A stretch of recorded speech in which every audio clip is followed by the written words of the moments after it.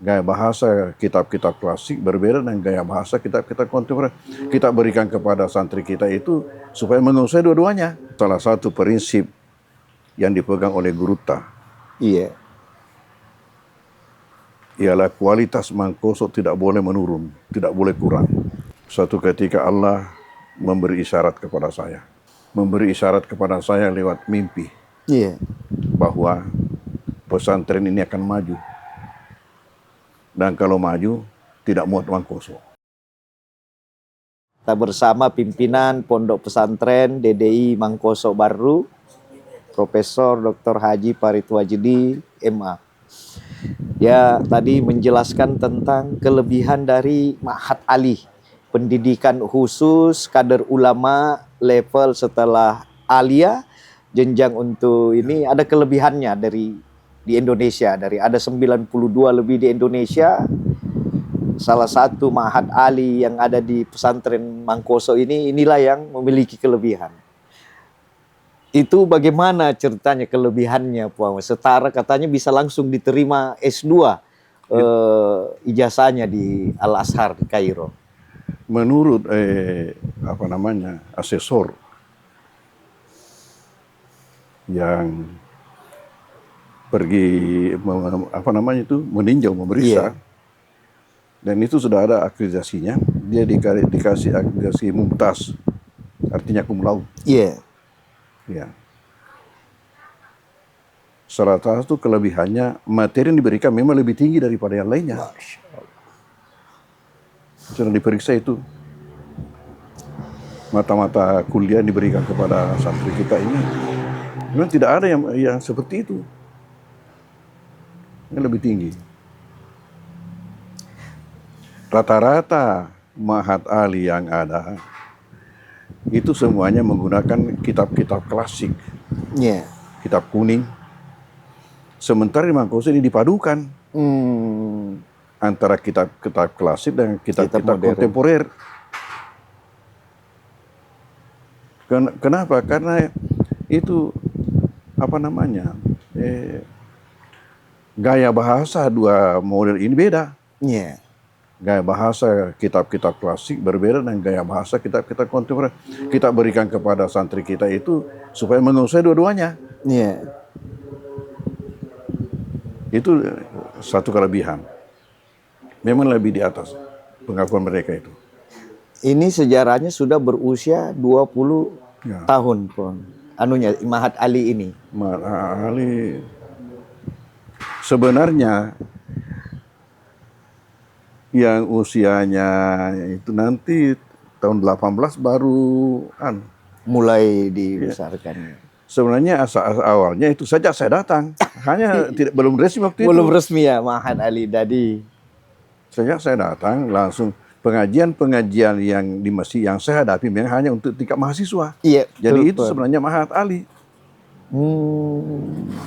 Cikal bakalnya. Itu berarti 85 sudah mulai ada. Memang sudah ada.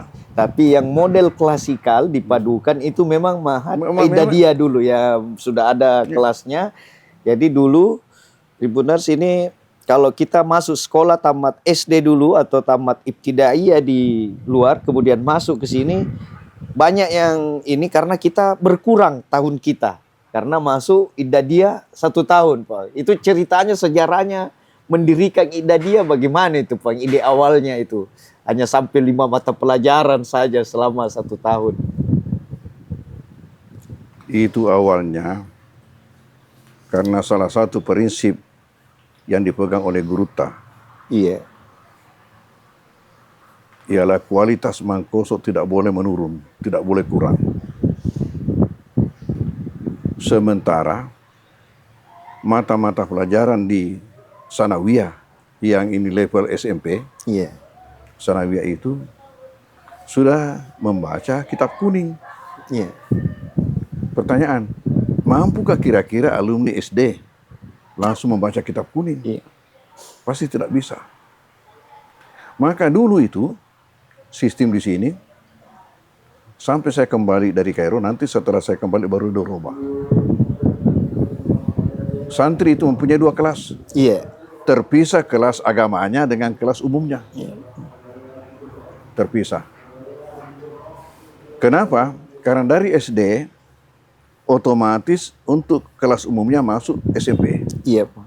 Tetapi agamanya masih di ibtidaiyah. Masih tidak, iya.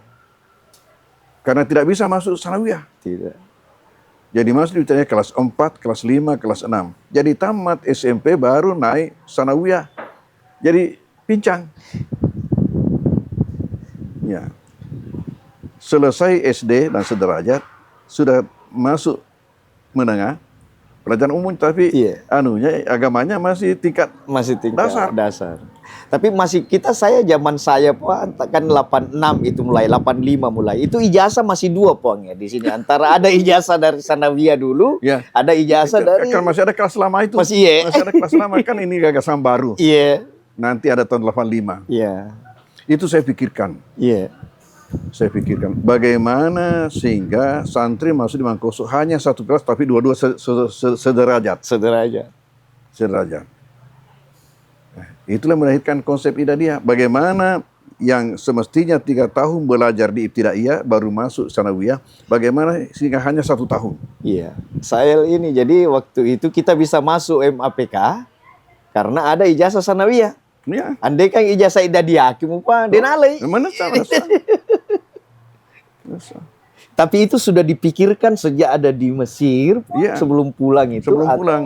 Nanti Sudah. saya akan terapkan nanti kalau kembali nih. Jadi awalnya dulu itu alot juga itu diskusi dengan guru ta. Iya. Baru diterima. Karena itu ada pandang mengatakan dirugikan anak-anak 1 tahun. Iya. Oh, iya betul. Di mana teman-temannya sudah naik kelas 2 baru dia baru masuk kelas 1. 1 ya, betul. Tapi prinsip saya katakan pertama tidak rugi. Yang rugi itu kalau tidak belajar. Kalau orang belajar tidak rugi. Iya. Kemudian yang kedua, andai kata pun dikatakan rugi, tidak apa-apa rugi 1 tahun, tapi dia akan menang seumur hidup. Masya Allah. Itu prinsip. Nanti ini hasilnya nanti dia dilihat setelah selesai nanti. Jadi banyak itu waktu masih apa ini fa'ala apa ini memokok. Tapi setelah nanti ke atas dia ada rupanya begini. Huwa humahum hiya humahunna. Alfiyah Pak. Iya. Itu banyak begini. Nah, pernah satu ketika terhenti itu. Iya. Terhenti. Tahu-tahu apa yang terjadi? Ini alumni sama-sama angkatan kamu itu. Iya. Memprotes. Tapau TV mengindah dia, Pang. Kita ini jadi manusia karena dia. Itu yang saya katakan, hasil itu katakan. Walau andai kata dikatakan rugi 1 tahun, tidak apa-apa. Tapi dia akan mengenang seumur hidup. Iya. Nanti dia lihat. Kalamunal lapsul mufidu kastaqim. Iya betul, itulah. Ternyata menjadi inceran ini sekarang. Tapi itulah memang modernisasi awal Mangkoso ya, model memadukan model klasikal dan model dulu bersila di Masjid Poya 85 kita pulang dari Mesir itu angkatan pertama. Dan itu ada Syekh Basyuni saya ingat sampai sekarang itu masih berlanjut, Pak. Ini tadi di sini ada dari Palestina, Mesir, ini Ustaz Ibrahim. Itu apa namanya? Itu Profesor Azhar itu, tapi dia putar-putar. Oh. Ya asli orang tuanya dari Palestina, tapi orang tuanya juga artinya banyak keturunannya. Ya, kalau pengalaman dia itu pertama dari Azhar itu di Saudi Arabia itu ada 10 tahun kalau tidak salah di situ. Baru ke Malaysia. Di Malaysia 25 tahun. Masya Allah. Oh berarti semua Melayu, Pong?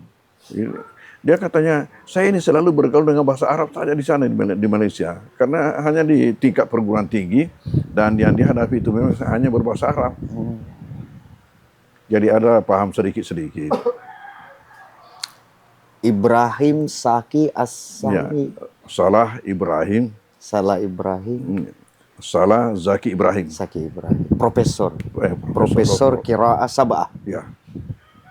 Masya Allah. Dan ini setiap saat di DDI Mangkoso ini masih ada syekh-syekh begitu yang datang, Pak. Rutin. Kira-kira.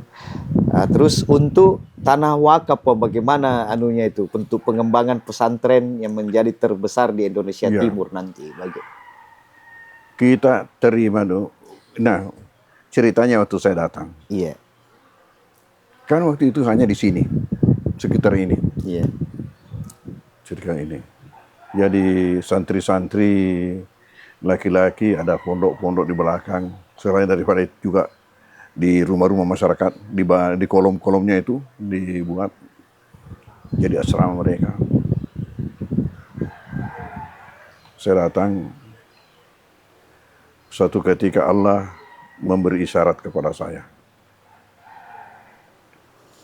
Memberi isyarat kepada saya lewat mimpi Iya. bahwa pesantren ini akan maju. Dan kalau maju, tidak muat Mangkoso. Sehingga ketika itu apa yang saya lakukan? Saya pergi menghadap bupati, menyampaikan hal itu. Andi Sultan waktu itu, Pak. Ya, Iya. Mansur Sultan. Mansur Sultan.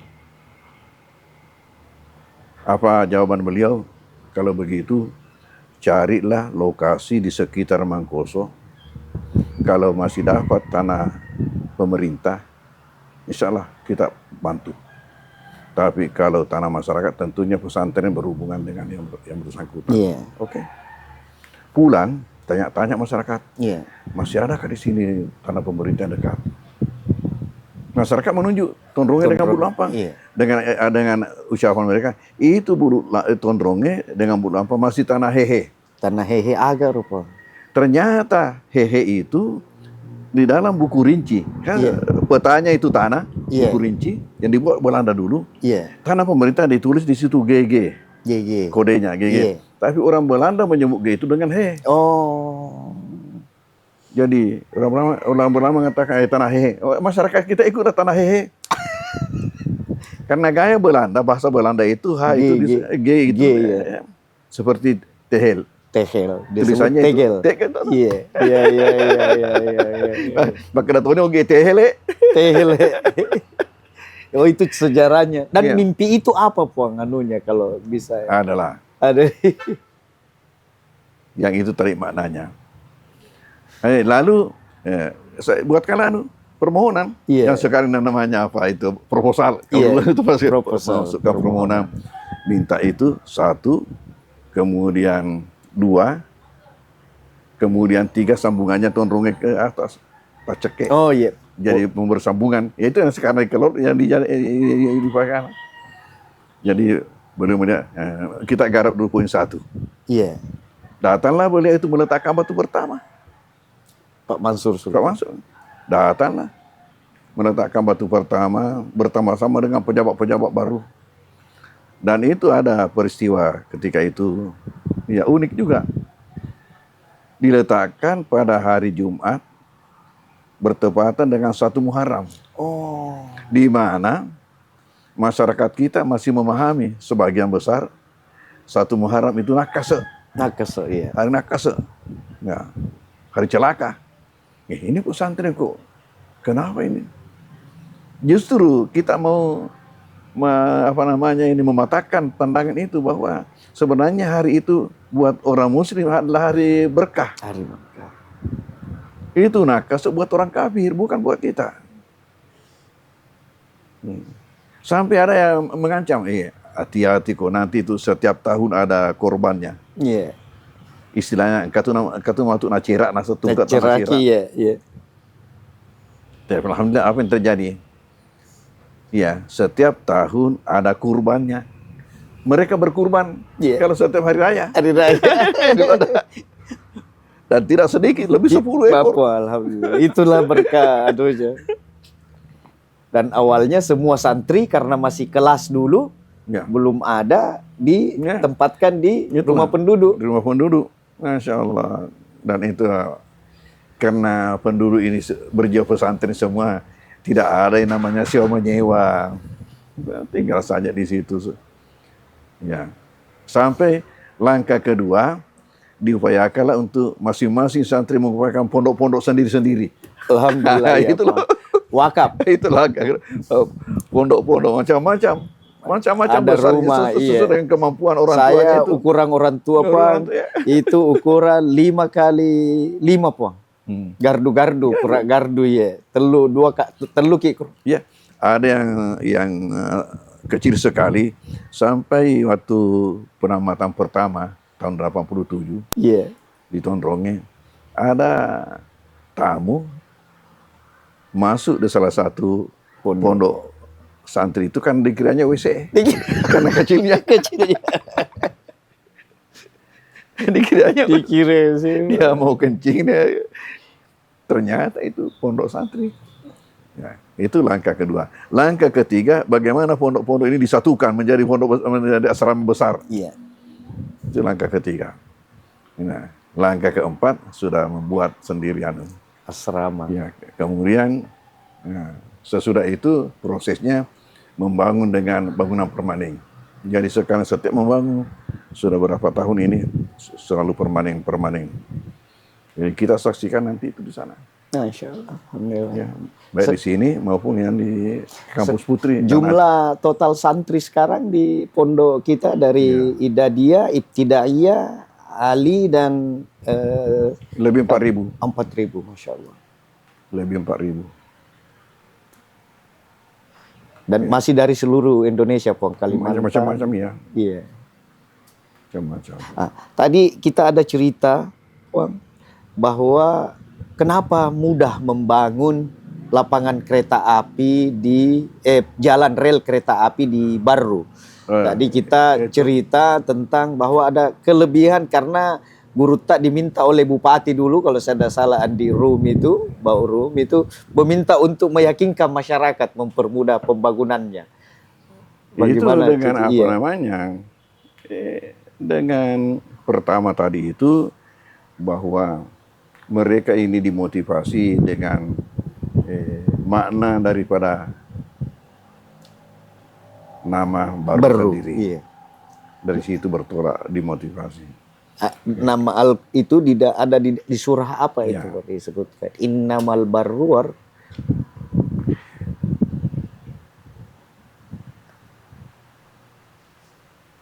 ada ayatnya bahwa itulah yang kita pakai untuk meyakinkan masyarakat. Kalau tidak salah surah At-Tur 28.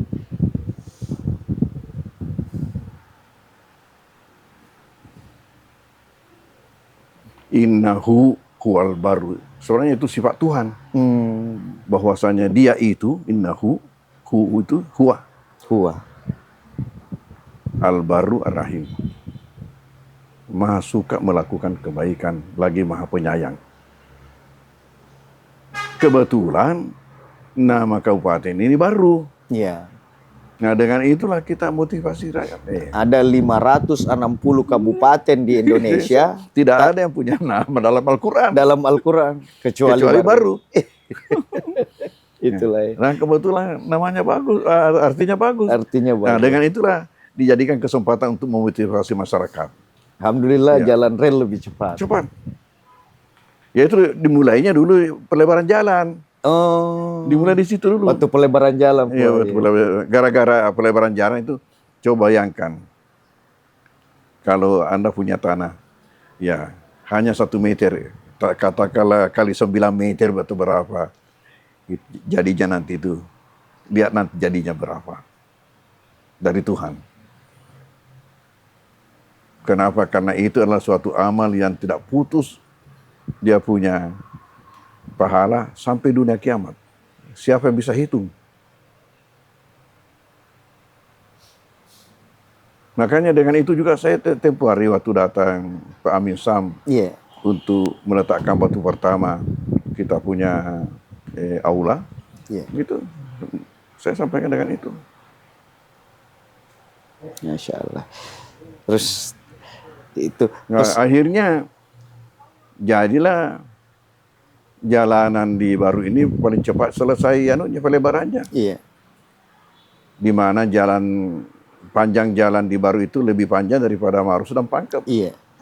80 kilo lebih, 87 kilo lebih. Nah, karena itu pula maka pemerintah menjadikan sempana atau dalam bahasa kita itu senu-senuang. Itu doa dalam bentuk simbol-simbol.